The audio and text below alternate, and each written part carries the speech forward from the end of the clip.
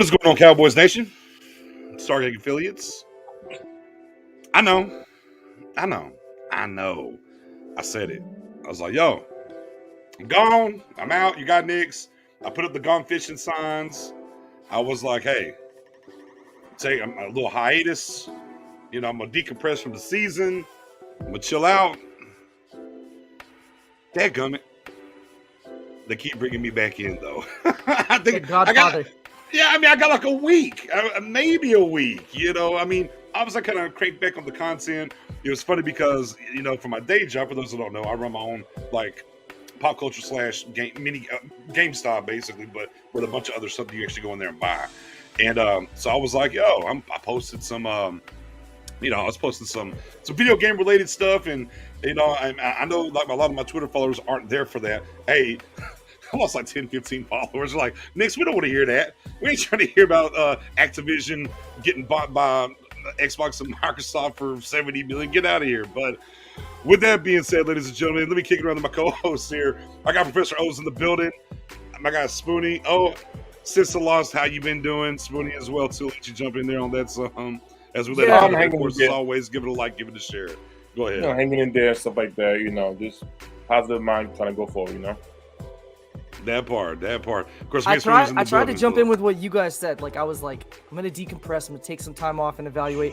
Literally an hour after the game, I'm already looking at draft prospects. I'm already watching film, already looking at guys that could make us next year be the year. So I just can't. It's like, you guys remember that story about the Alabama coach who tackled the player during the game, and they asked him, he's like, I had too much Bama in me. Too much Cowboy in me. I can't take a break no matter what I do to try. I can't. So here we are. Yeah, here we are. And of course, part of that's going to be what we're here to talk about tonight. You know, we had originally this was going to be the season 3 wrap-up show. It's kind of what we were going to do tonight. We're just going to come in, hug it out, you know, give out some yearly awards of what we thought went right, what we thought went wrong. You know, just kind of get into that space, have a little bit of kumbaya, if you will. But then Jerry Jones decided to go on 105.3 The Fan today. And with some interesting things. Well, now, Swin, you already know. You have a history. Anytime you hashtag and put a route on it, it ain't happening. We need reverse psychology. Route the guy. Like, can we do a route Kellen Moore or route like a guy that you don't want so that we can get the route him to the Houston Texans. Just come up 45. Right, and it'll kind of go from there. But once again, like I said, you know, it's supposed to be a nice little come in. We're going to hug it out, and then I thought, you know, we were talking like we'll get through the end of the season show, wrap up season 3, and then we could get our decompress on. Jerry showed up. Jerry said, no. Matt Owen, Spoonie, Nix, no. Here, let me drop this on you. Let me go ahead and drop this on you, give you something to talk about. So we're pivoting here. Some away from if Kel says survival kit. Where do we order those? I'd like one of those kits. I need to order a kit. Yeah, facts. So we're pivoting. We're going to pivot. We're going to break down this Jerry Jones interview. Okay. Talk a little bit about that. Go in between that, and then maybe kind of get to the ultimate question about what's going on with this coaching staff and kind of move forward. First and foremost, in case you didn't hear, you can go on YouTube, Audacity, 105.3, The Fan out of Dallas, and you can catch it, catch the Jerry Jones interview, about a 23-minute interview that he had today. Let's start here. A lot of you know, out there in the Twitterverse, the social media and everything was, man, Jerry Jones pissed. Oh, he's mad, he's angry. You know, even Dave Hellman's like, it's about as upset I've heard Jerry Jones since my entire time being here. What do y'all think, guys? Jerry pretty pissed off to y'all on the interview? For me, I think so. I believe so. You know what? I really do. It's been a long time since I heard Jerry really comment the way he has. We could go back to all the losing seasons with Jason Garrett, and he's never really come out like the way he came out. Mike McCarthy is not really his guy. He's really Stephen Jones' guy. listen, the way he sounded and the things he was saying, that is not normal to feel as if Mike McCarthy will have another year, in my opinion. It really does feel like he wants him out.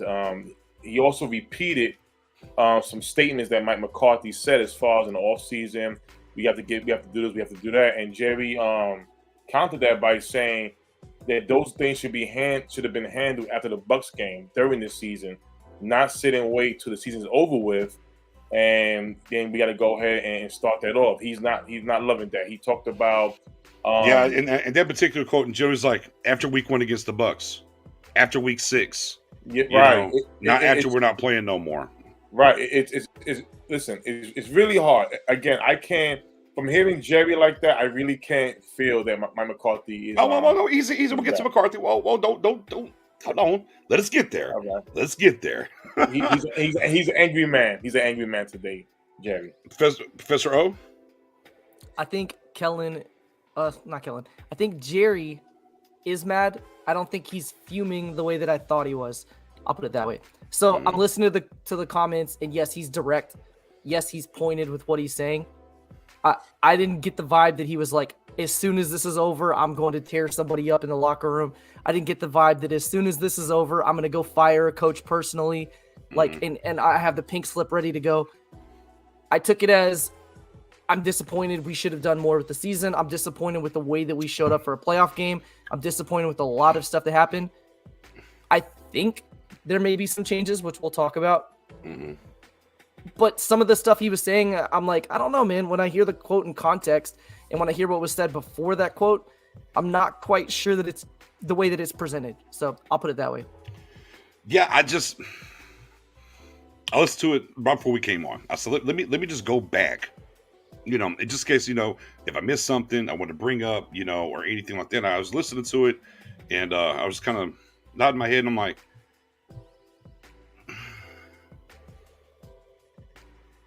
it didn't sound like he's ready to go scorched earth.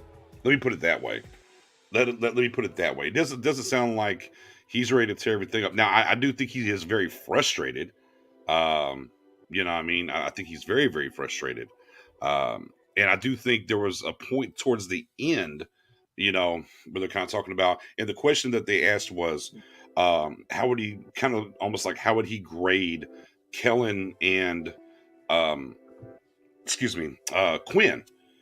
And that's the only part to me where he kind of stuttered and stumbled a little bit, paced himself, and was like, well, we got to the playoffs. And he kind of put it in that kind of context. Well, it was good enough to get to the playoffs. And he kind of stopped short there. And the other thing, as it pertains to the actual clips that he did and that he talked about, was earlier, in the first half of the interview, he was like, he talked about like all these different guys over the 30 years he's seen come through and from college and all this stuff. And he's like, if there was a guy to come in here and he thought would be better, he would make the change no matter what the level. That's some tongue in cheek there. He's not going to give up the GM role. He's not going to replace Steven as a COO. We kind of know that. Yeah, man, I do think back to Spoonie's part. I think he was mad at certain things, but not the overall. Jerry had fire in his eyes. He'd been up till 4:00 in the morning drinking some Johnny Walker Blue or Black Label. But I do think, Spoon, you are right. I think what I took out of it was he wasn't very happy with Mike McCarthy's press conference after was it yesterday after season, and he kept bringing up certain things. He never came out and said it, but the penalties and talked about that, right? Then he talked about having the exit interviews before they played the playoff game, right? And then he talks about after week 1, after week 6. So I think there were things within that context that pointed right at McCarthy. Some at Kellen, but right at McCarthy. I think he definitely had some things in there that were pointed directly at him. Obviously, he wasn't happy, with the results, but I think the press conference might have put a little fuel on that flame. I think the other guy that we got to talk about, and we're going to kind of just talk about who they talked about in general and asked him directly. Cooper and D-Law were asked about directly guys with big contracts, and he kind of said, you know, you have 10 guys that take up 2/3 of your salary cap, and you got to fill the rest out. But he was asked about those two, and it was funny because they were trying to get basically they were trying to kind of jump in there, and Jerry was just rolling at that point, like they couldn't jump in. And you kind of saw the eyes kind of get a little big. Matt, talk about what they said on the Cooper side, and what he had to run with there, and then Swoon, I'll get you to talk about D-Law a little bit. Yeah, so the Cooper thing is one of the ones I was talking about where if you see the headlines, it's not quite what the actual interview was. So before that, Jerry was talking about Cooper saying, when we got him involved, a lot of great things happened. And then he kind of jumps and pivots from that into when you have a guy like Amari Cooper, he should be demanding half the field. Basically saying Cooper should be significantly more productive in our offense than what he is. He's a guy that you should be targeting. Jerry said you should be throwing guys open. You should not be waiting for guys to be open, take the one-on-one chances. It was kind of a mixed bag. It wasn't quite the attack on Cooper that it may be presented if you just read the text. However, I definitely think there's some frustration from Jerry with Cooper's involvement. I think personally between us, I think Cooper's decision with the vaccination frustrated some in the organization. I don't know if that's Jerry, Steven, or who it was, but that definitely was Steven, but yeah, that definitely was there was some friction there. So I think overall, there's a lot of frustration there amongst what Cooper's saying about the coaches, how the organization feels about Cooper, the way the coaches utilize Cooper. But yeah, to answer the question, it was kind of a mixed bag. He gave him compliments, saying when we did feature him, he was productive and made some big plays, and then kind of went into why didn't he command more attention from both the coordinator, the guy throwing the ball, obviously, and the defense itself.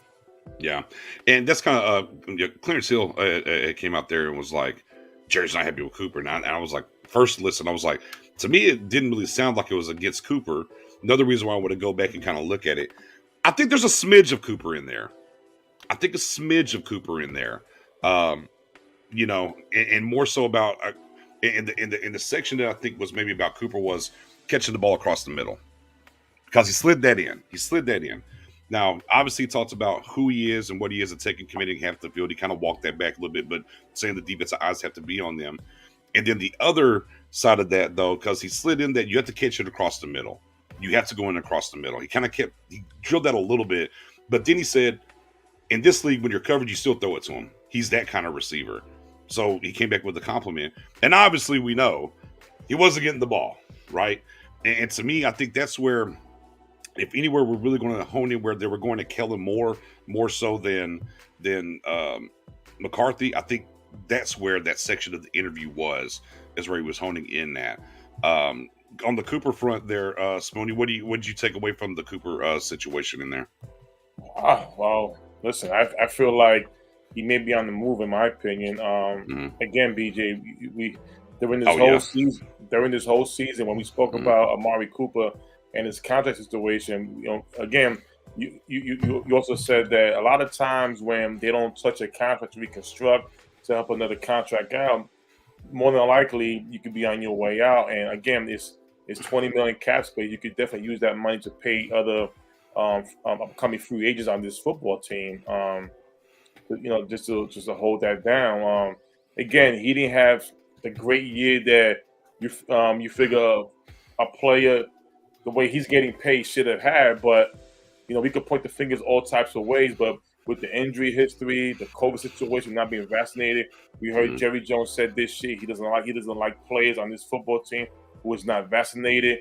We've seen Cooper go to the media and talk about how he's not being featured more on the offensive side of the ball and things of that nature. To me, it just all adds up to one thing, that he's on his way out. Yeah, I mean, Cooper obviously has doubled down saying that he wants to be here. He wants another crack at it. I think and we talked about this, especially like during free agency. And we're like, oh, I mean, they just won pin swipe from Coop, and there's money right there, and they go sign people and get busy, and they never touched it.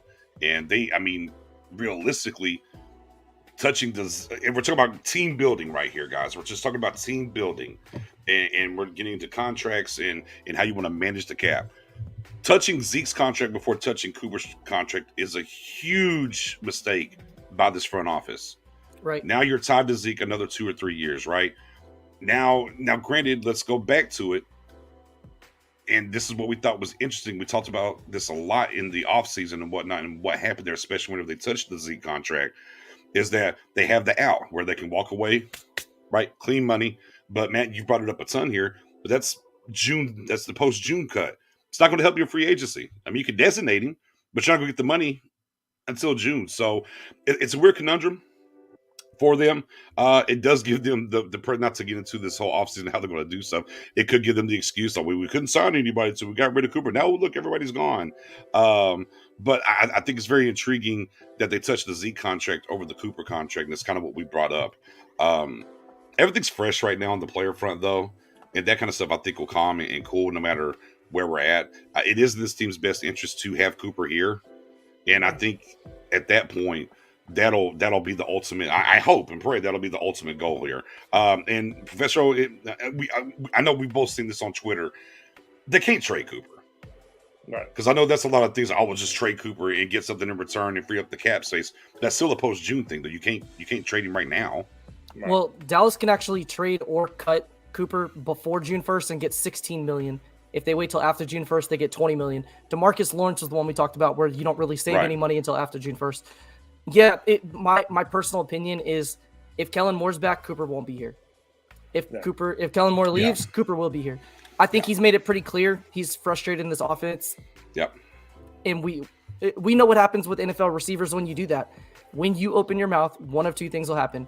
Either they will take your word for it and find ways to feature you, or you will be the guy that they try not to feature because you're now publicly calling them out to the media, right or wrong. Egos are involved. It's part of the game. It's part of what the media does. It's part of NFL. It's always been that way and always will be, unfortunately. So my personal opinion is if Kellen stays, Cooper's gone. That's just what I believe is going to happen. Yeah, and that's kind of what I brought up when he mentioned it, and tweeted that during the season. I'm like, man, the Cooper Kellen thing is giving me the Dez Linehan vibes. It's kind of what it was giving me. And now here we are. Go ahead, Simone. I'm sorry, I just want to point out one thing, y'all. Listen to Professor O, what he just said. But later on, key thing: if Kellen Moore is back, Amari Cooper is not.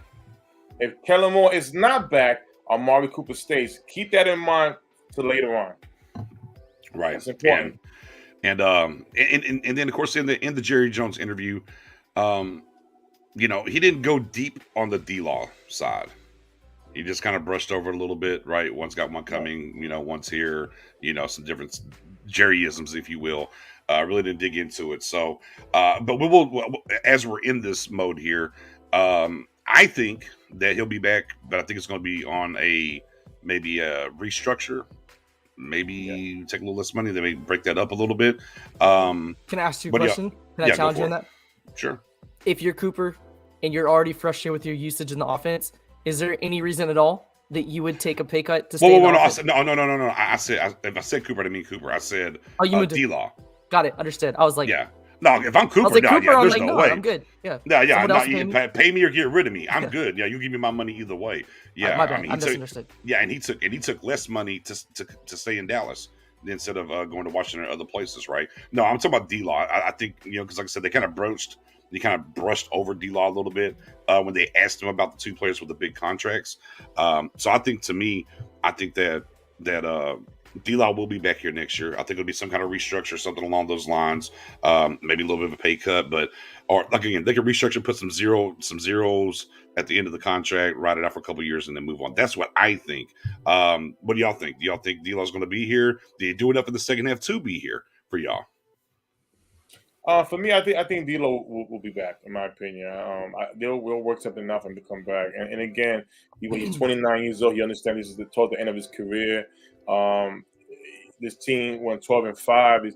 This team, I mean, it's a playoff team. I'm not gonna say it's close to where we want to go to, but in my opinion, he'll come back and work with the organization when it comes to his contract. What do you think? What do you think there, Matt? Did he do enough for you? Steve and Robert kind of segued into that. So Steve said D-Law needs to stay. I think he's an integral part of our defense. And then Robert said Gregory's a free agent. Do you bring him back? The only reason I was even considering moving on from D-Law was to have money for Gregory. I don't know that I necessarily want to spend a bunch of money on Gregory right now. So yes, I think he'll be back. I agree with you, Nix. What I think is going to happen is they're going to redo the contract. They're going to add 2 years on it. They're going to be avoidable years, but it stretches out the money, so it makes his cap hit lower. So that's what I think they'll end up doing. For financial reasons, you save money. You get to keep a guy that you think is a core integral part of your defense. A guy that's great against stopping the run, adds enough as a pass rusher to be relevant and, put a little bit of fear in the opposing offense, opposite of Micah Parsons and whatever we do on the opposite side of it. So, yeah, I think you keep him. You just rewrite up the contract. Anything else within the space of the Jerry Jones interview that we haven't talked about yet that happened to jump out at y'all at all?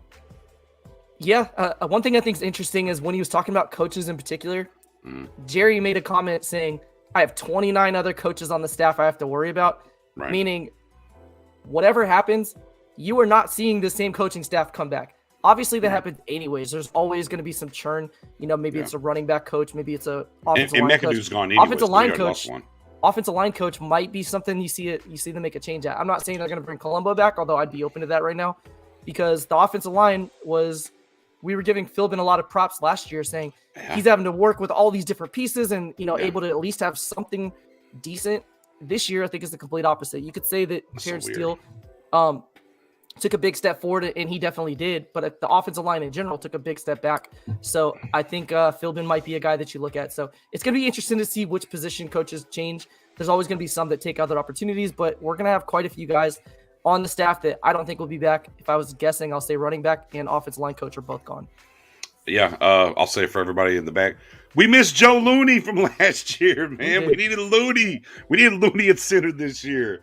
And yeah, back to your point, man. I thought that Joe Philbin was one of the best coaches that we had for us last season, and the job that he did with all the different injuries and whatnot. Definitely a head scratcher as to what happened with the offensive line this year. I mean, it wasn't quite as many injuries, but man, it never came together, at any point, unfortunately. So yeah, there's definitely something to look at there. Obviously, Ben McAdoo's already out the door, taking the offensive coordinator position with the Panthers. So there's a guy from the coaching staff that's already gone. So yeah, there's going to be some movement. And some of this we got to pay attention. Too, at some point, you have to say, 65% of our penalties were from our offensive line, as a team. That's crazy. Snap or holds, crazy. Right? Yeah. You can say Connor Williams, obviously the holding calls, totally get it. Your center had 9 penalties. Your center, that's insane. Yeah. It was across the board. That's Philbin's job. He's supposed to coach them up. He's supposed to help with scheming. It's Philbin. I don't see any way you could bring Philbin back after last year. Right. And again, some work has to be done there. I mean, forget just the coaching side of that. But I was going to say on the offensive line, just not the coaching stuff there. Pay attention to some of these guys that are leaving. If certain guys are leaving that you kind of raises your ears, that could be a bigger fish that's leaving, and that's why. If you see a Joe Witt or somebody kind of skate out of here, there might be a reason, as to why that is. So yeah, I mean, the offensive line is definitely going to be. 50.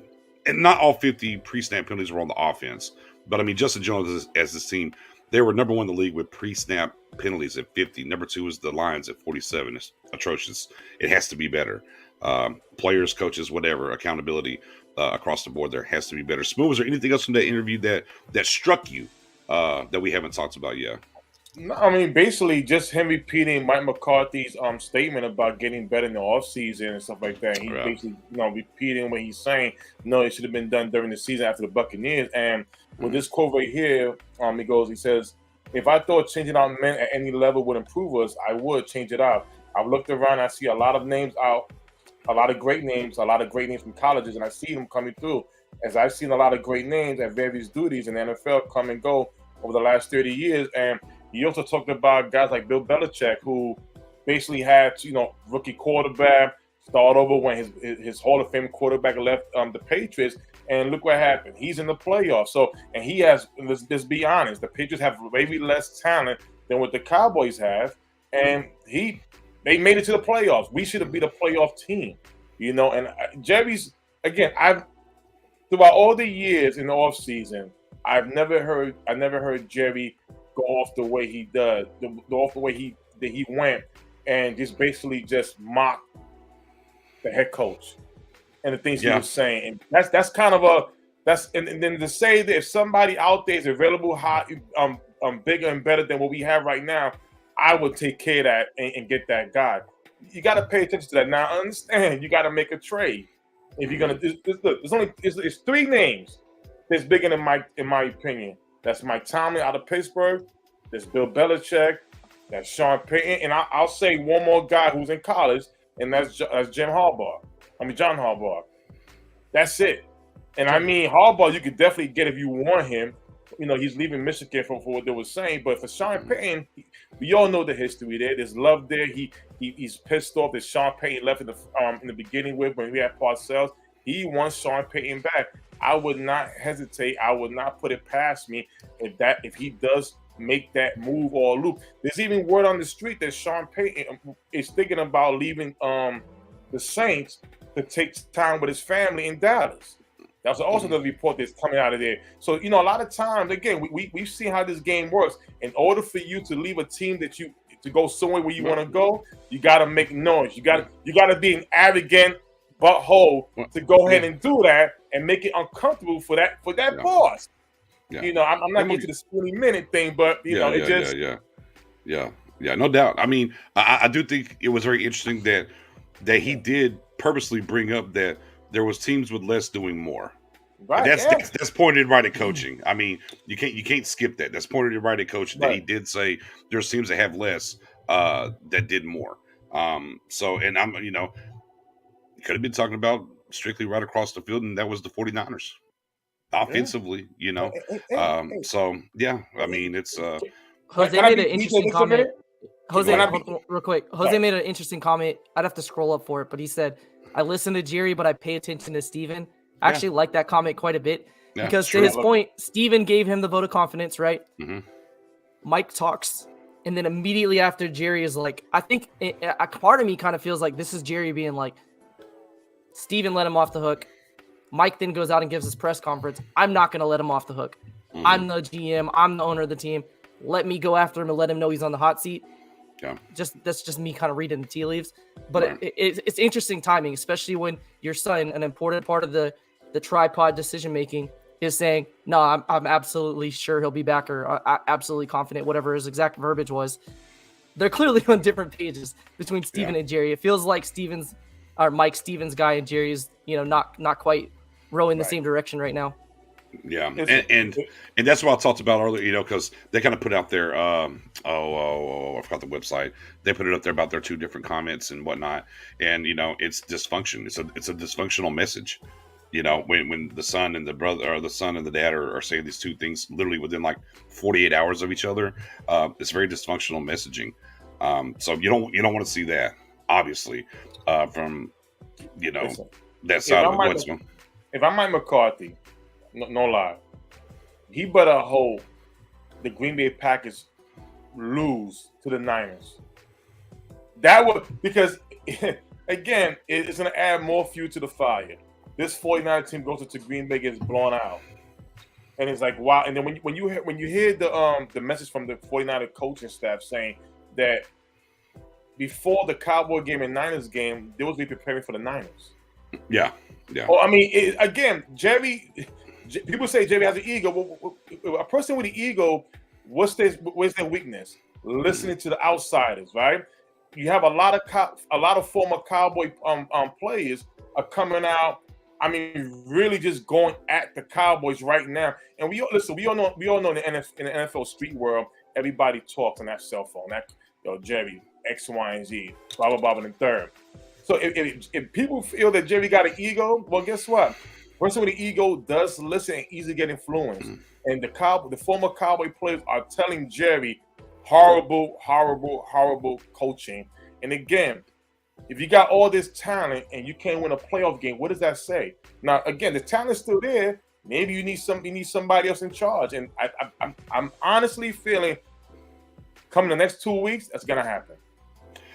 You know, I think for me, and directly after the first time I listened to it and everything, it's false outrage to a certain extent, right? He knows the players and everybody's, or the fans and whatnot, are mad, and I'll stand 10 toes down on this.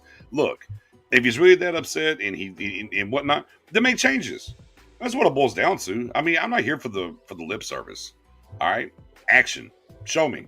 You're mad? You want to make a statement? You really want to send a statement to the team and everything? Go fire Kellen Moore. They're not going to do that. Right. You know, he's interviewing for head coaching jobs. You don't want to do that to nobody. Blah blah blah blah blah. But if he doesn't get a job, fire him. You know, if you want to make a statement, that was the weak link. You identified it offensively. Go watch the Kurt Warner tape. 40 minutes. It'll make you want to put your head through your screen, or it's going to make you feel very sick. Go watch 40 minutes. The 40-minute cut up that Kurt Warner did. Every person I've told to watch this came back and had a conversation with me. It's not pretty. Right. It's not pretty, and it's easy. It's just so easy. Yeah. If you don't believe Kurt, listen to Troy, your quarterback. Yeah. I mean, right. I don't know how many people you need to say it. Right. It's bad. So, you know, make the call. Send a message. Fine. And on top of that, listen, even Jason Garrett, during the years, even the losing seasons, he spoke honestly. Listen, we didn't execute, pull X, Y, and Z. We got to go back. Mike McCarthy, why would you tell the media that the team was nervous? Yeah, that weird stuff. Yeah, that fireable offense. Fireable offense, right? Right. I mean, it's your job for them not to be nervous. Exactly. That's your job. Why would you say they're nervous? It's not like that. Sweeney don't want to talk. Never mind. Sweeney's through talking about this damn interview, so I'm gonna keep trying to stop talking about the interview. We'll just get over here to dadgum. We'll just get over here to Mike McCarthy. Go ahead, Swoon. Mike McCarthy done. Go ahead, because I've been trying to reel Spoony into just the interview. It's Mike McCarthy. So dadgum it. Let's go. Just let it go. Get on it. Yep. Listen, man. I would love Mike McCarthy back without Kellen Moore another shot if we don't fire him. But I'm gonna be honest with you. If Sean Payton's there, and listen, I hate to say it, I know we have the 24th overall pick in the first round. I would give that up for Sean Payton. No. I'm sorry. That's just me. I know it's not a popular thing to say, but again, Mike McCarthy, he really dropped the ball in my opinion for the things he said. And listen, if you don't like Kellen Moore on your staff and you rather your own OC, that you need to have some balls and step into Jerry Jones or Steven. Man, listen, again, I failed because of the guy you forced me to have on my roster, on my staff. You got to be honest with you. But if you're not gonna say nothing, just stand there and just and be a whipping boy, you don't need to be on this team. We need somebody who's going to stand up sometimes. Not every boss should be able to tell X, Y. Sometimes you can talk back to your boss. No, you're wrong. No, you shut the fuck up. I'm sorry to say that, but that's just being honest. And listen, Mike McCarthy doesn't have that. You're not tough. You're not made to be a Cowboys head coach, in my opinion. There's always going to be a time where we all will not agree with each other. But if you're going to stand there and just be a whipping boy, yeah, we was nervous, Yeah, I'm sorry. That needs to be replaced. Can I ask you a question, Spoony? Sure. So, first off, the reason I immediately said no is Peyton's contract's up at the end of this year. I'm not trading a first-round pick for a guy I could just get next offseason anyway. I thought 26. I think it's next year. Yeah, he has one more year left. Right? Yeah, so I'm not doing that. And then secondly, don't panic. Are we sure Sean Payton is that much of an upgrade that it would be worth trading a first-round pick for him? I mean, if you look at what he did, he has a track record of getting to the playoffs and losing. Is that what we want? Because I thought what we were looking for is this coach to take us over the next hurdle. He hasn't done that in a long time. Didn't matter if he had Drew Brees. Didn't matter if he had Jimmy Graham. Didn't matter if he had Marcus Colston or Mike Thomas or whoever. He's had a lot of weapons. He's had some good defenses. Maybe not all the time good defense, but he's had some good defenses recently. He's had guys like Alvin Kamara.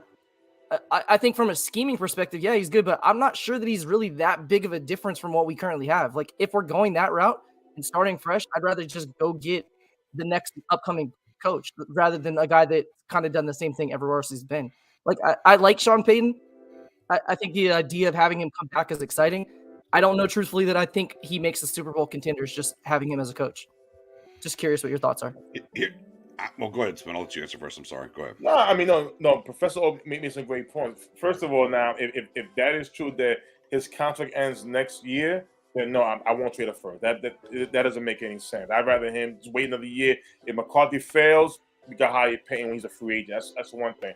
The second thing, in my opinion, I understand we look at the records between Mike McCarthy and I believe he's 9-10 in the playoffs. Mike McCarthy's 10-9 overall in the playoffs. Okay, here's the difference though. I think when it comes to Dallas, Sean Payton never had a organization that's pretty much will go out for the best play that you can. If you got to trade a first class top players, in my opinion, they drafted all their players. Every single player they have drafted. So when you drafting players, you ain't forgot to develop. I think when it comes to Dallas, they will go out there and get the last piece if they have to. Now, if Sean Payton come over to Dallas, we already have a team ready set on the offensive side of the ball.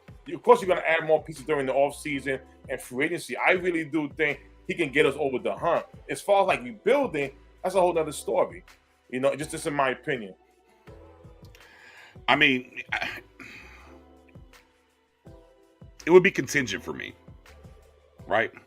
Because he's going to call the plays here. And I've kind of been about that since, you know, McCarthy's been here. I want McCarthy to call the plays. I want to run his offense. And I don't like this, your saddlebag with Kellen Moore and, you know, whatever. And McCarthy even said it in his press conference, right? He said, I mean, no, I'm not taking over. And he came. He's like, I mean, he designs it, does it, blah. He calls it, blah. I mean, that was it. But now if you're able, here's the question. Can you, if you pluck Sean Payton, all right, can you keep Dan Quinn? And I think that's key. Because if you're not able to, then I don't know where you're at, because I mean, a lot of the success, and I saw some people, well, he's winning with you know, Teddy Bridgewater, this guy. But that guy Dennis Allen over there with that defense been pretty damn good. And you know, you're able to win those kind of games that way. And I think you'd have to be that. I think it is, Spoonie, maybe to your point, Spoon, maybe a perfect storm of things for Kellen to come in here within a 3-year gap. Dan Quinn's here. This defense is young and opportunistic. He has the weapons. Maybe that he can unlock this a little bit more schematically than what they're doing with this scheme. And you're onto something. So yeah, I don't know. I mean, and that's really for me. I wouldn't mind seeing Mike McCarthy another year without Kellen Moore. Get whatever left of Jason Garrett's here. Get rid of it. Get it out. And then let's move forward and see. I think I could save that first round pick, Spoon. If Sean Payton really wants to be here, don't sign an extension, coach out your last year, or retire for a year, man, vacation a little bit, kick your feet up, sit back, and let this thing run without Kellen Moore. And if it's the same thing, like, all right, Mike, we appreciate you, Sean, here you come, let's go from there. You know what I mean? It's another thing. The Saints right now. If we're just strictly talking the Sean Payton route. I mean, there's other coaches we could talk about if he was going to be out. I'm just speaking directly on the Sean Payton route. I don't know if he'd be my number one guy on the list, but since it's out there, you know, I just wanted to talk about it. Right. Go ahead, Spoon. Right now, with this Saints team right now, listen, they have no we don't know who the quarterback's going to be next season, right? They have cap issues. They really have no team. Again, I would not be surprised if Sean Payton even goes to the owners and listen, I want out of here. You know, as a mutual agreement of letting me go out to the sunset. And this is where Jerry Jones will fire Mike McCarthy and then hire Sean Payton. I wouldn't be surprised at that. It's like P.O. said, he's a free agent next year, X, Y, and Z. Listen, I want to go to Dallas. I want to go back home. And that can happen. All right. I really think just idiocy puts up almost 7,000 yards. I mean, he was great till he got found out, and then go up and down and look at it, and then you beat some really bad teams late. So, I mean, it's cool. He put up 7,000 yards. I mean, if you're talking about, you know, what he did, I mean, if he's that such a hot commodity, then we want to worry about it and Kellen Moore will be a head coach somewhere, if that's really what it is. You know what I mean?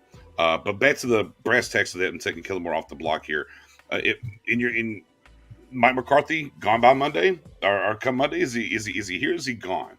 After what we heard from Jerry in the interview today, kind of seemed like he wasn't going anywhere. Is the door open now? Is there opportunity, or do you think this thing's going to be full tilt? You go first, Spoon. Put me on a spot. I feel the flame, the fire behind me. Whoa. He's out. Think he's out? He's out. All right, McCarthy's out. What do you think? What do you think? McCarthy done? What I think is going to happen is I think Jerry and Steven are going to talk with Mike and kind of give him an ultimatum. I don't know what the ultimatum is, but I do think they're going to put some pressure on him. Mm. And we'll see how Mike responds. If I had to bet money, I would say Mike is still here next Monday. Yeah. But I could absolutely see that happening. I could absolutely see them saying, sorry, Mike, you got to go. We gave you the roster. We gave you 2 years. We didn't hire you to be a Jason Garrett where we can develop you. We hired you to immediately come in and contribute. You didn't get it done. Your team was undisciplined. There were clock management issues. I could see them coming up with a whole list of reasons. Some of them may be true. Some of them maybe not. Right. I could see it happening. Yeah, because we know how they feel about Kellen Moore. Despite how we feel as fans, Yep. I can talk about it all I want. I can tweet about all I want. You guys can say that. We know the former Cowboys players can say it. Kellen's still here. They didn't fire him. Nope. He's still here. They're still talking the same thing, saying Kellen's this genius. Kellen's going to be this great guy. Maybe he will be. I don't know. I'm not willing to wait for it, but I'm here either way. So that's reality. I could absolutely see them saying, we can't risk Kellen. He's interviewing. It's not this season. Next season, someone's going to give him a chance. He had 2 offers the last 2 years already for college. We're not risking it. As much as we hate to say it, that's reality for the Cowboys fans. You need to consider. So, yes, I could see that happening. I don't think he'll be fired, but if he does, Kellen will be your next head coach. Yep. And I already put it out there in the universe on Twitter, and I've told people, hey, look, I was like, if Mike McCarthy's gone, Kellen's going to be the head coach. We've seen this. We've seen this before, guys, ladies and gentlemen. We've seen it. We watched it with Jason Garrett and dadgum Wade Phillips. Yeah. 2018. Hey, man, it's the same thing. They believe in Kellen. Then Kellen's going to be the head coach. That's what it is. I'm telling you, that's what it is. I think nothing's going to happen. I think it's a bunch of hoopla. That's what I think. I think it's a bunch of hoopla. I think Jerry went out there, hey, man, the playoffs are about to start, right? It's Friday, Friday. Hey, let me drop this bomb out here a little bit here and there, say some couple things that's going to get a little spin-a-rooney and everything. And I think a whole bunch of nothing's going to happen. And if some of these guys get plucked for head coaches, then sure, then things will happen. I think if nobody gets plucked for head coaches, I think your big three's here. I think it's Dan Quinn. I think it's Kellen Moore. I think it's Mike McCarthy. I don't think they're going to fire anyone. Contrary to a particular person with a good source that talked to me said they're walking on eggshells, and don't be surprised. That sounds a bunch of hoopla. Don't be surprised. Walking on eggshells. It's perpetuating the same old, same old. We've heard it before. So I'm all out of, I'm all out of, he said that and I'm happy and these are going to happen. Nah, man. Actions. I don't want to hear about it no more. As my guy's saying, we didn't expect them to cut Jalen, and they did. But that was more related to money, though.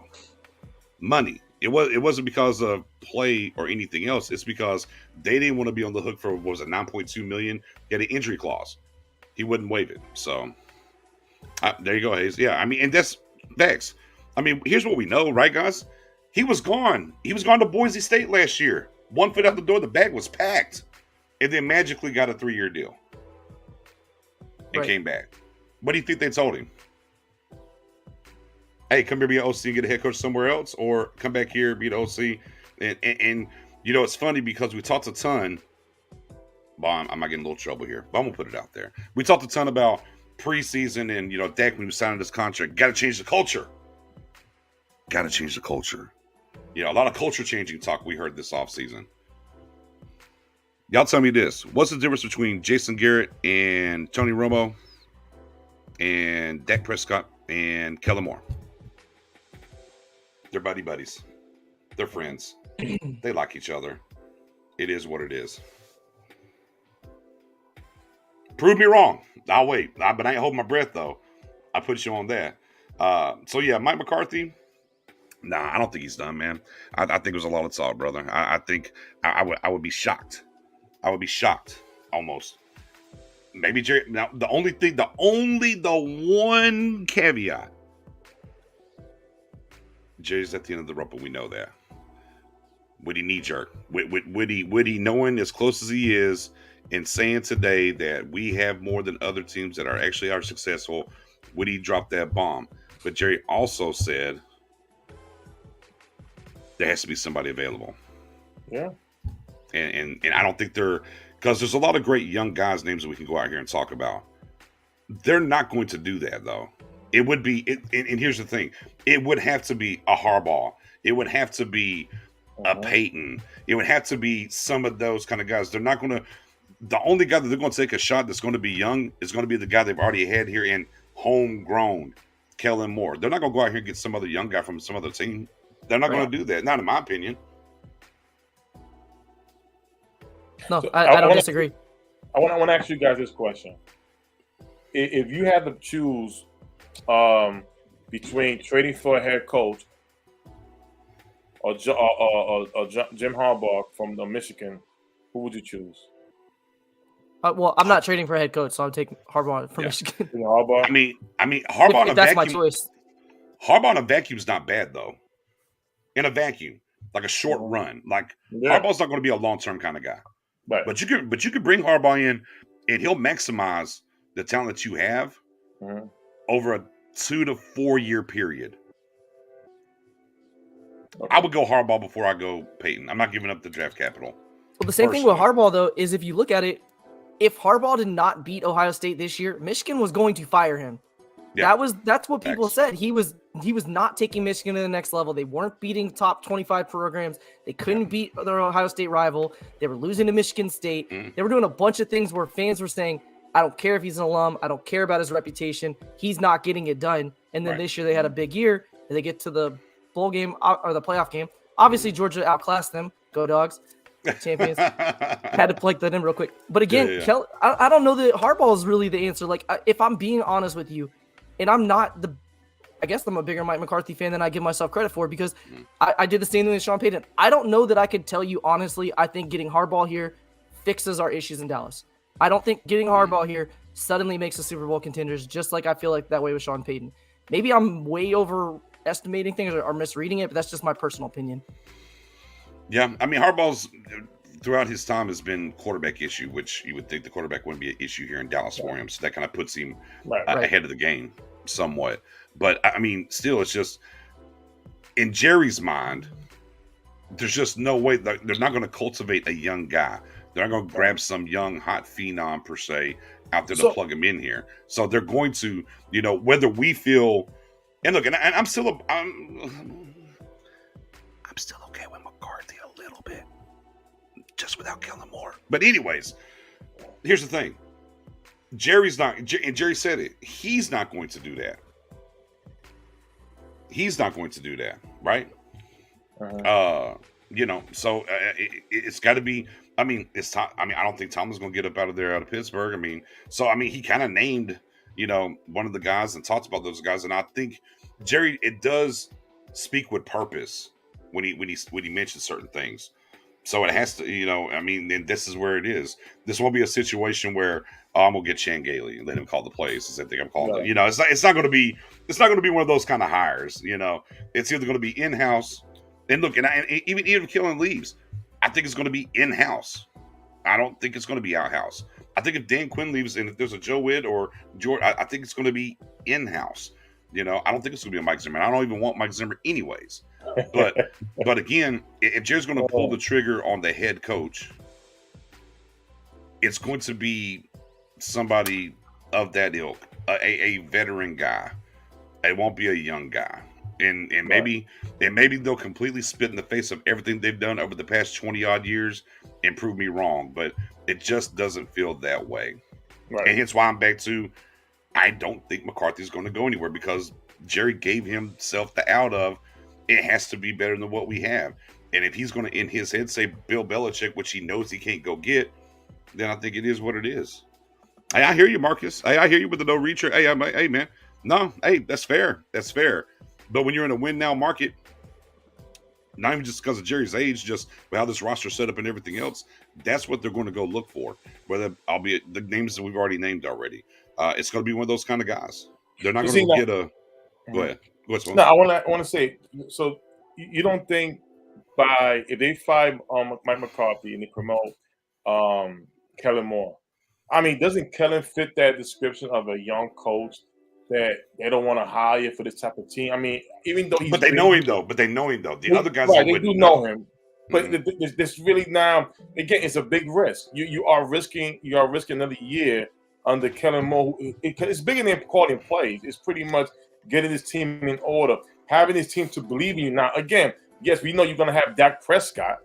You know, you're going to have the offense. But again, the one thing Jerry Jones has said a long time ago, he likes coaches to be able to walk around. He doesn't like coaches to call plays. You know, well, he needs to shut up. Sorry. You know, like he did with Gavin. When Gavin took over Wade Phillips the 1 year, he goes, okay, I need you to be a walk-around head coach. I don't want my head coach to be calling plays. Now, my thing is this, again, with Kellen Moore, I mean, is he gonna hire an offensive coordinator to call plays for him and things of that nature? It'll be too ugly. If I'm Jerry, if it's not, listen, for me, the best option is keep Mike McCarthy and let him have his own OC. Hire his own guy. That's just it right there. Yeah. Next thing, if not, if my next best thing is you fire everybody. Right. You go after Sean Payton. That's just it. Well, Spoonie, that's kind of the point I made earlier, saying like if you really are trying to put fire under him, you give him the ultimatum and you say no. You saying he runs the offense, he installs it, that's his thing. No. We brought you in because of your championship pedigree, your ability to win a Super Bowl. You have one more year. I don't care what you have to do, but you're winning a Super Bowl or you're out. That's it. Right. That's it. No deep playoff run saving you. You're winning a Super Bowl and you're gone. That's it. So that's what I would do and say, if that means you're running the offense, that's what it has to be, period. If you don't like it, I'll find another coach who will. That's what I would do if I'm actually trying to put pressure on a coach to take us to the next level. Otherwise, it's just lip service, like Nick said. Man, a whole ton of it. So Sam said, Schefter said Dan Quinn to Denver. If anybody wants to pull that up and verify that for us.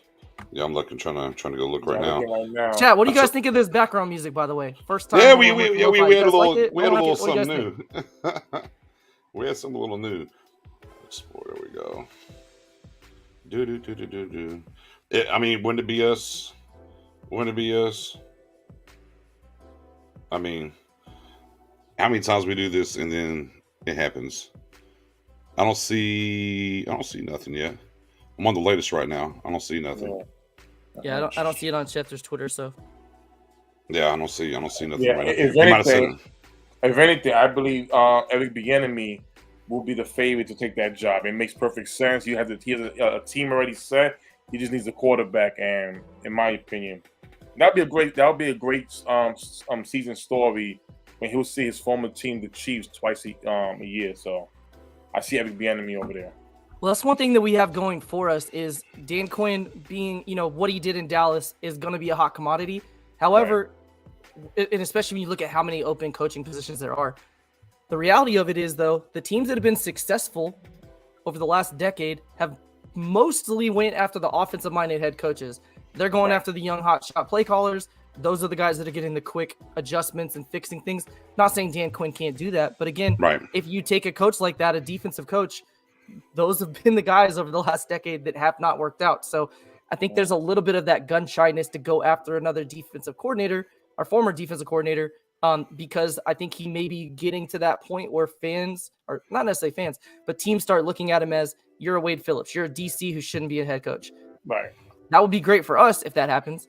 Just throwing it out there. There is a chance, as although it seems like he's for sure gone, that he'll be back, because you may see some of these guys like a Byron Leftwich, an Eric Bieniemy, Brian Dable or DeBall, whatever his name is, a Hackett, a Mike McDaniels, offensive coordinators, these young guys coming from these, the same McVay coaching tree, the Shanahan coaching tree. Some of those guys are going to get head coaching jobs. And every time that happens, that's one less role for Dan Quinn. There may be an opportunity then where he's like, New York Giants are staying in Dallas. I'll take my chances in Dallas. So there's a chance he's still here. So yeah, it's just, when you got 25% of the league with 8 opening spots, there's not that many not that many offensive callers that you're looking to move up. It's true. But then again, if some of those desirable jobs get snatched up, like a Minnesota or one of those teams where you can see, like, I can immediately go there and be an impact.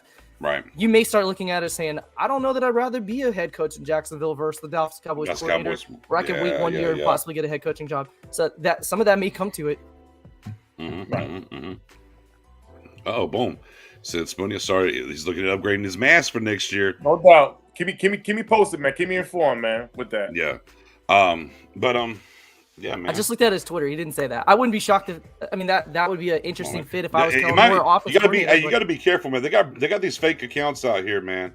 Yeah. You got to be careful on the Schefter on that. There's a fake one. Don't fall for the old banana in the tailpipe. You know what I mean? I'm gonna pull up Schefter right now just to see. I'll pull it up. Yeah, see, there's a fake. I'm looking at the fake one now to see what it's saying. Yeah, it's a fake one saying some stuff, but yeah, you gotta be easy. Yeah, you gotta be easy. Can I throw it? I have a question for the chat and for you, Nix, and you Spoon. Go for it. Obviously, we want DQ back. Micah Parsons wants him back. He means a lot to Dallas. If you're Dan Quinn, if the Minnesota job and the Denver job go to other coaches, would you take any other head coaching job over the DC in Dallas? Is there any other job out there that you could say that's available that you would rather take your chances on? For me, the only job I think is worth taking over than being the remaining the defensive coordinator for the Cowboys would be I'd say Denver Dolphins. Broncos job. Well, yeah, he said Denver, right? You said Denver and Minnesota. Dolphins. Dolphins got a ready defense there. Yeah, they got a ready defense, and they got some good weapons on offense. Depending on how you feel about Tua and what you want to do there, but Dolphins would be about the only other spot. You know, and to me, I think you look for Harbaugh there because the owner, Stephen Ross, is a former. He's a alum of Michigan. So I wonder if there's something going to happen there on the back doors of that. But maybe the Raiders too. I guess we should throw that out. But the reason I'm bringing that up, that question in particular, is I don't think there's 8 jobs available. I only think 3 or 4 of them are even worth going to if you're Dan Quinn. If you're a Kellen Moore, a guy who's still cutting your teeth, you take any head coaching job you can get as an NFL coach. Same with a lot of the offensive coordinator candidates, like Eric Bieniemy. I think can be a little bit more choosy than say maybe a Kellen Moore could be with head coaching jobs. But again, I highlighted that for a reason. Although there's 8 jobs, I think there's only really 3 teams maybe that we need to actually worry about, or he's back. Because I don't think he'll I don't think he's going to take a Jacksonville Jaguars job. I don't think he's going to take a Chicago Bears job over being our DC. And I think Bears is probably going to go with Flores anyways. So I just brought it up because I think the odds of him coming back are a little bit higher than people think. And that's something that we've talked about, all year, and as this thing was rolling. And I was like, to me, I always felt like he would stay at least 2 years before he really broached out there. Because, he's been there for a while, as a head coach. Sometimes you just want to sit back and not to worry about those things. And sometimes it's longer than it's a year to do that. Now, of course, the NFL stands for not for long. And if the right position or available or spot opens, you got to take it, right? But I've always kind of felt like he was going to be here for a couple of years, no matter what. But, there's a couple good spots. Go ahead, Spoon. No, but not only that, he's also going to look at a situation where it won't repeat itself, like what happened in Atlanta when the GM and him was pretty much at blows of certain players not being kept, moving on, drafting, stuff like that. And again, we all know that when a GM fails, who gets to blame? The head coach. So he's not going to want to go to a situation and repeat that again. It has to be a team that's pretty much already set, where just the little things, the little sprinkles and seasoning you got to add in just to make everything work. So, and again, that one of the teams we named, Minnesota, is Minnesota really going to go from a defensive-minded head coach for years and hire another one? He's probably not even an option there. So the pool of 8's now 2. And Denver's last 2 head coaches, and Vance and Vic, they were both defensive minded guys. So, that's another layer to these vacancies that they have. So yeah, it's going to be interesting. Obviously he's interviewed heavy, and we'll see where that takes him. And so has obviously Kellen Moore. So yeah, man, I don't know. The Parsons angle is interesting too, because if you're Dan Quinn and you see what you're able to get with him year 1, I think it's attractive to say, I have a potentially generational, legendary type of player. I can hitch my wagon to. Like, I could be that guy to develop him into this insane level talent. My stock next year or the year after that is going to be sky high. Do I really want to take this head coaching job over something that's going to be available? Like, for instance, what you mentioned, Spoony, Sean Payton may be available. Maybe he says, I could go to Seattle next year. I could go to who knows what Seattle will look like. I could go to New Orleans. I could Right. maybe go to New England because there's a lot of these big head coaches that we don't know what their future looks like. Right. So again, if I'm Dan Quinn, I'm looking at the canvas of these 8 jobs. Yeah, it's attractive to get teams interviewing me. I'll take the interview, see what happens. But I really only think there's maybe 2 teams we actually have to worry about. So I want to ask. All right, remember a long time in 2018. Okay, can we say is it possible that we can see a similar situation where they had it with Wade Phillips running the defense? I mean, he was the title as the head coach, but he was running the defense while Garrett was running the offense. Can we see a Dan Quinn as the head coach, but he's running the defense and Kellen Moore is running the offense by himself? Can we see that again? I mean, it didn't turn out too well. Yeah, here's the thing, and obviously it's fair because I think we've seen this in this chat, and I've definitely seen it on Twitter about, hey man, we should just put Dan Quinn as head coach. Then I'm watching everything else. Dan Quinn is his staff says, and I'm watching everything else, and go from there because I didn't like it when Garrett got settled in. I didn't really like it whenever Kellen Moore was settled in with. Good teams don't operate that way. Right. You know what I mean? They just don't. So I think if you're going to make that move, and not saying I would make that move, I don't even know if I would, to be honest with you. Like if you're telling me that's what I have to do to keep Dan Quinn, I'd have to chew on that for a minute. I don't know if I'm ready to take Dan Quinn to that mode from where he's at to there, But I would say if we did, or if they decide to do that, then I'm washing away everything else offensively and giving him the power to go out here and do those things and get the kind of offense that he wants in here. What do you think, Matt? No, it's a good point. And then you got to think about what Jerry said he wants from his coach too. We know DQ, like we had a whole show about this. Is DQ being in the booth an issue? I want my defensive coordinators on the field in their faces, cheering on the team. We talked about that. We did get to see DQ do it one game against the Saints when McCarthy was out, but he wants to be in the booth. That's what he likes to do. And we know Jerry doesn't want that. Your head coach can't be in the booth. So what does that mean? I don't know. It's an interesting idea. I think if I'm Jerry, I say whatever happens to Kellen, you leave, you stay, whatever. But Mike and DQ, if I have you two, like that's what I want. I can live with Kellen regardless if I have Dan Quinn back because I think the defense will continue to progress. And I think if you can fix the offensive line by getting better personnel and having a better offensive line coach, that goes a long way. So, and again, we talked about it multiple times during the season. It's so easy to blame Kellen Moore in the play calling. I do it all the time. So I'll be the first one to admit and put my hand up and say that. But there's so many plays where you're like, that receiver's open, Dak missed him. That guy was open, offensive lineman missed a block. We had a big play, penalty took it away. Like it as easy as it's blame the coaching, like the players just have to make plays. That's their job. You can't get a costly hold. You can't get a costly hold to bring a 35-yard CeeDee Lamb reception back. CeeDee, you have to know you have to line up. You can't jog over there and half-ass it, and then you get your own play called back because you didn't line up. Like there's just a bunch of things with football, and you can blame Dan Quinn, or not Dan Quinn. You can blame Mike McCarthy for that because you're the head coach. You're supposed to have your team ready.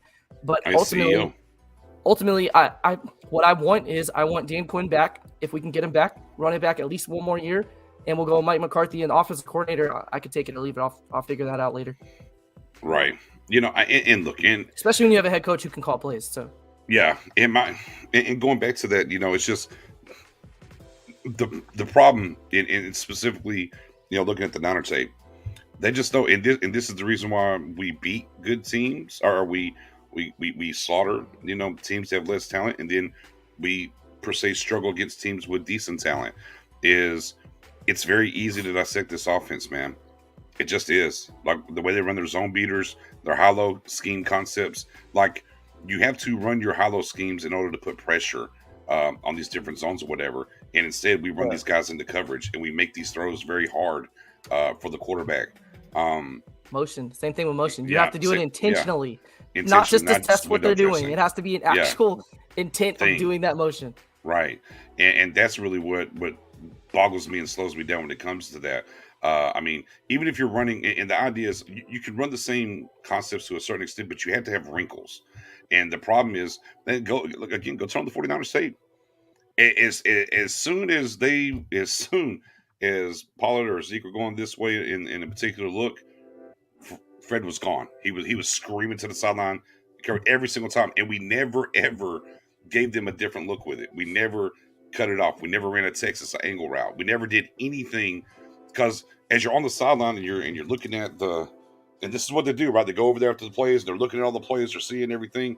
Well, okay, he's screaming out of here. All right, hey, look, don't go to the flat this time. Run an angle route. Because as soon as he's gone and he's screaming, you cut up, it's wide open. It's those kind of things that's frustrating when it comes to this offensive scheme at times. And look, I think Killen's going to be a fine coach in this league. He's just not there yet. He needs time. And the problem with the roster and what we have now, like, we don't have those things, right? And that's what the issue is. We need results now. Our windows are like a 2-year window, maybe 3, right? And that's depending on some of the things that we do in free agency this year.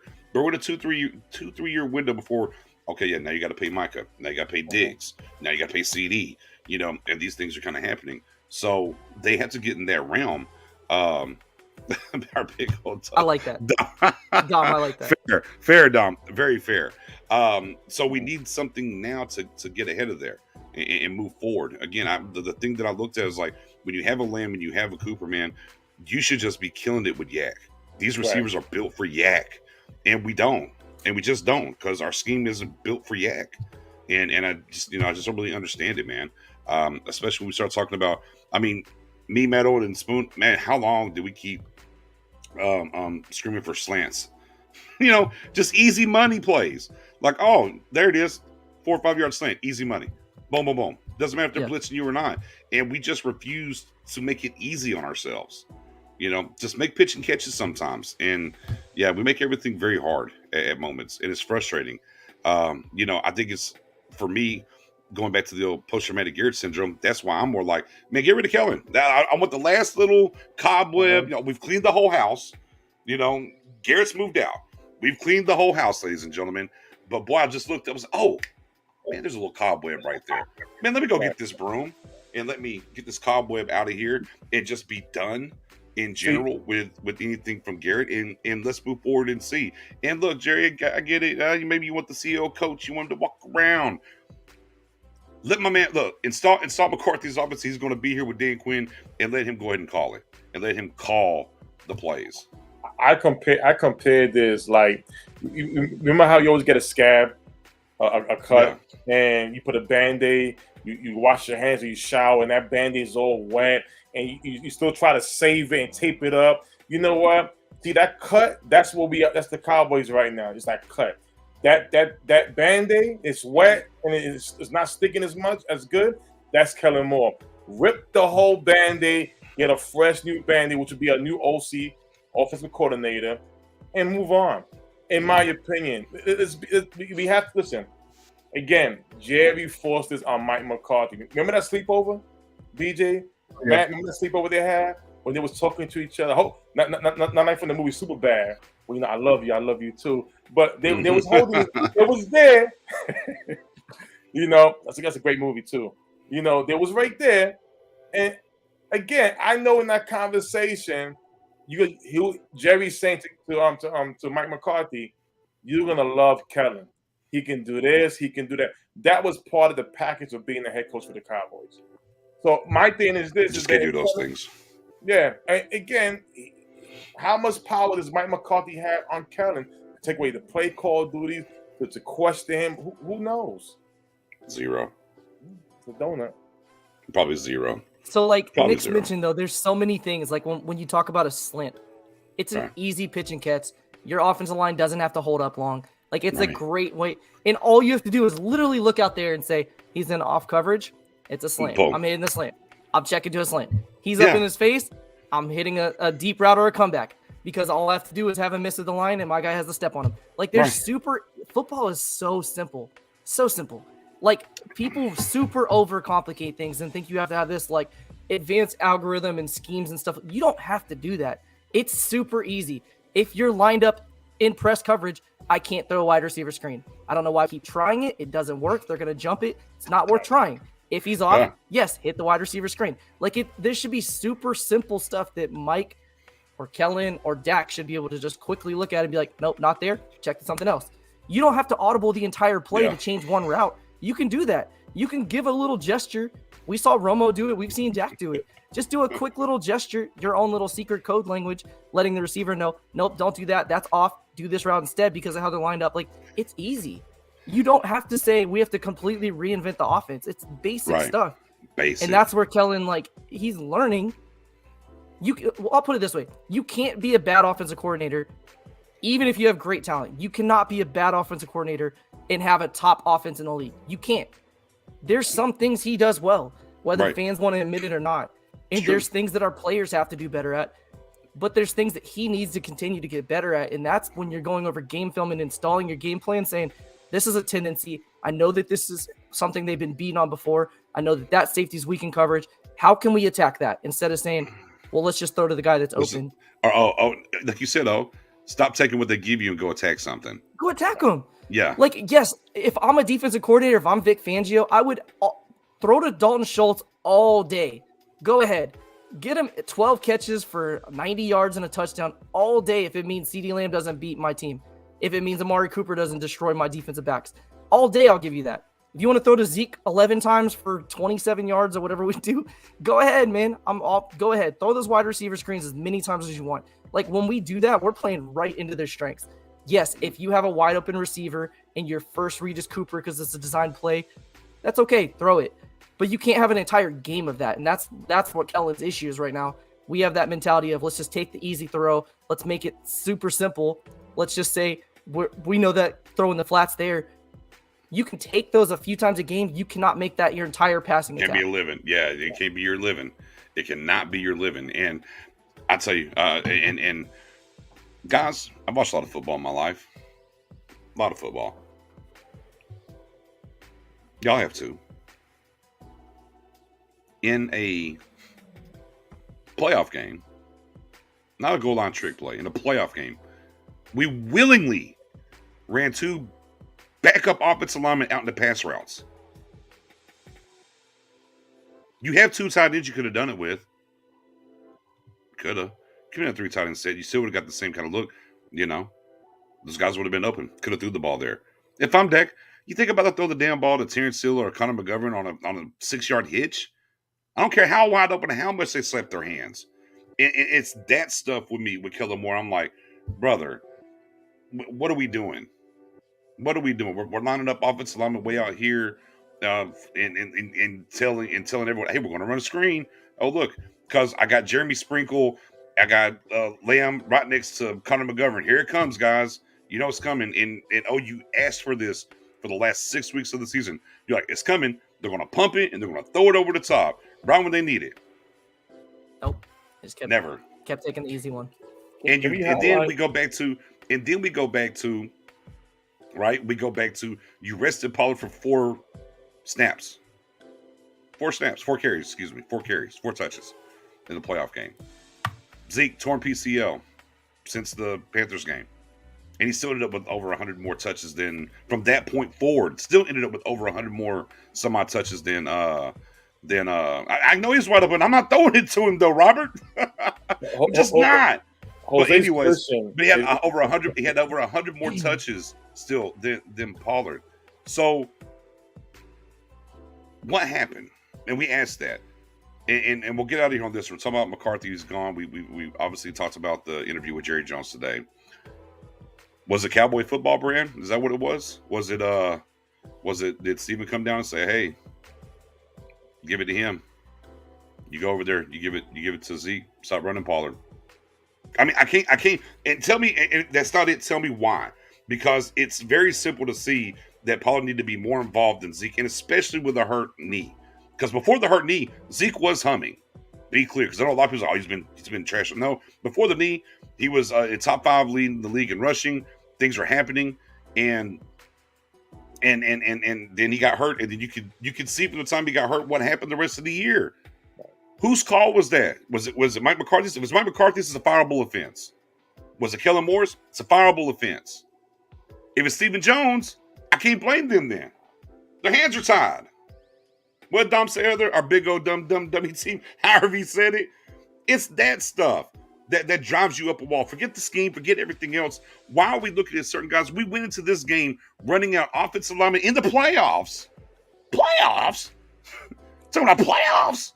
That we ran offensive linemen in the pass routes, and we were scheming, not throwing to our weapons, and we were trying to scheme Dalton Schultz and Cedric Wilson. But Cedric Wilson had like 7-8 targets.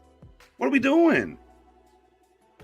Why do you need your best receiver to tell you I want the football? Like, it should never be an issue. You should say, I'm going every game.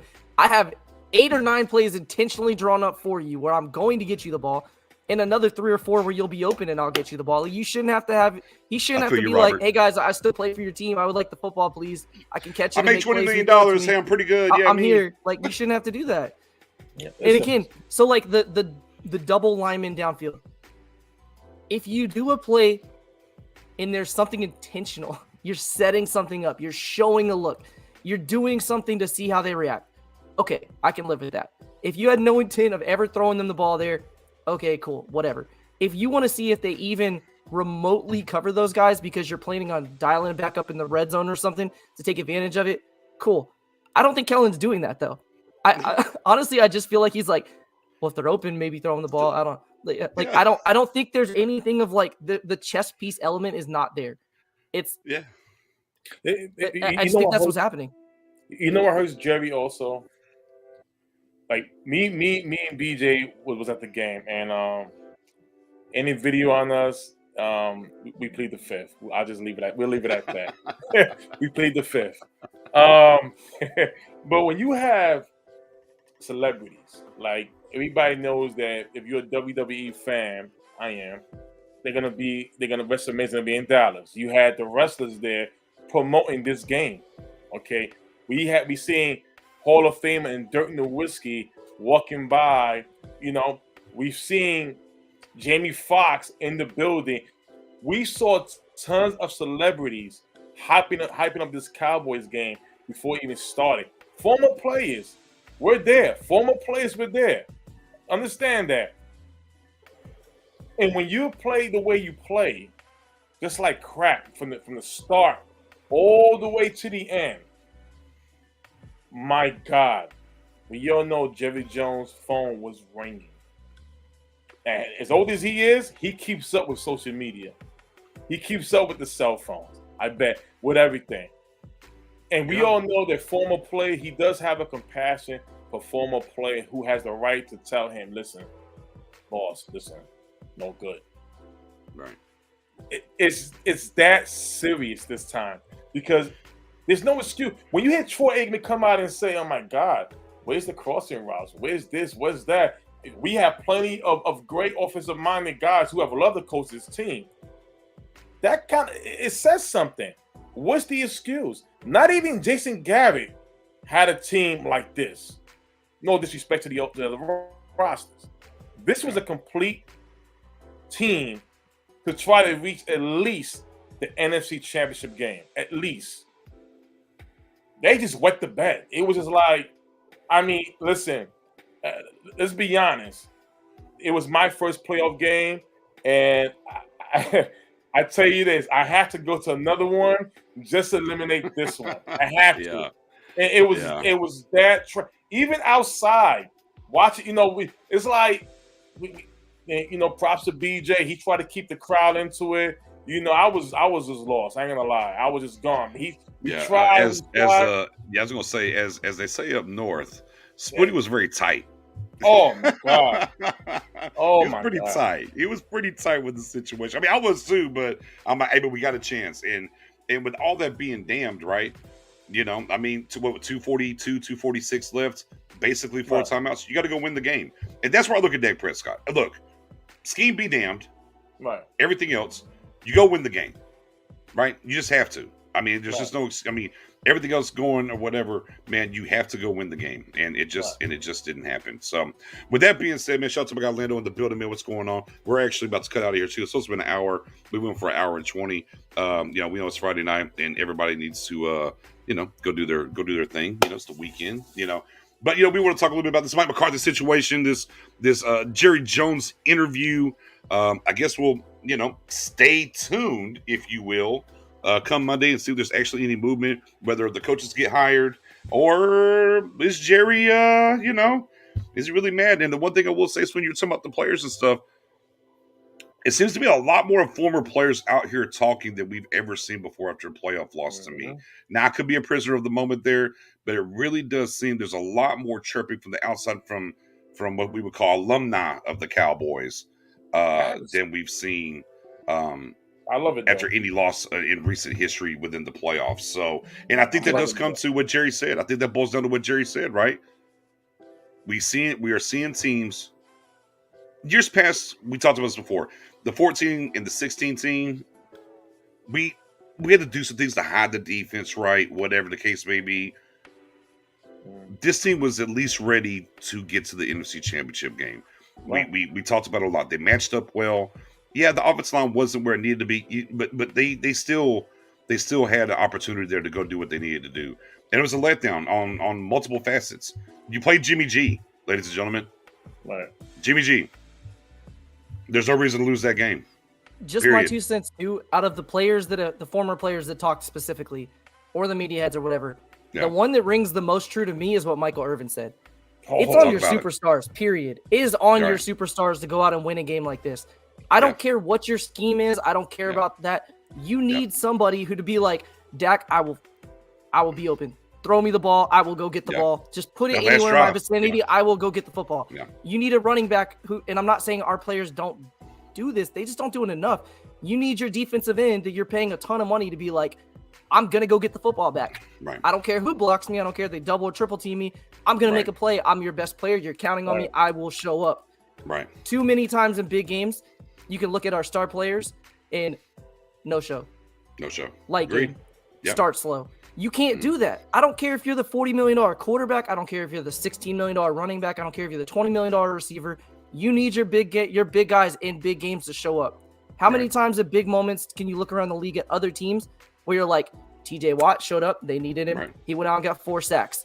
This player, they needed him. He wreaked havoc for them. Aaron Donald. Like, you can do that repeatedly. Our players too often don't show up in big moments. It's a cultural thing. You can say that. You can blame the coaches. When the ball's in the air, do you want it or not? Are you going to go get the football or are you not? Are you going to beat your man or not? Like, that's what football comes down to. As much as I hate bringing back the Jason Garrett stuff, ultimately execution is what matters, not your coaching and scheme. Yeah. And look, and again, I think the defense did enough to win. I'll be clear. I mean, you gave it 23 points. You gave the ball back to this offense, and this is exactly where, I don't, we can talk scheme, this, that, all the tape and everything. I'm right there, and that's why I said it just a few minutes ago. If you want to be mad at Dak about anything, it's with 2:46 left, basically all 3 timeouts and your 2-minute warning. You go win the game. Doesn't matter. At that point, doesn't matter what's happened, what's went wrong. You're right there. You go win the game. Cooper, Lamb, Zeke, whoever. You go win the game right there. And it didn't happen. And that falls on Dak right there. And you got to put that on him because you had an opportunity to go do it. That same series you're talking about, CeeDee Lamb dropped a wide open pass. He probably wasn't getting it. He may have gotten like 6 or 7 yards. But again, you're a big player. We drafted you in the first round. We need that. Your quarterback's struggling. You have to catch that football. Catch it and get out of bounds. Catch it and make a play. And then what happens? You hit the big play, right, to Schultz. Incomplete. And then when you get penalty, boom. Right. Now you're behind the sticks. Right. And when it's wild card weekend, this is where every home team should win. Wild card weekend. Everybody knows that. We were the only team out of both conferences. Only home team to lose. Winning the home game. Right. My God, the Eagles make the playoffs. Look what they're going with. They made the playoffs too. So, when Jerry's saying there are a lot of other teams working with less and doing more, look at the 49. They were beat up all year as well. All year as well. But were they the better team? They were the better team that day. But roster-wise, no. We are top 10. They lost Fred Warner. Team. They lost Nick Bosa. They lost some of the best players in the game.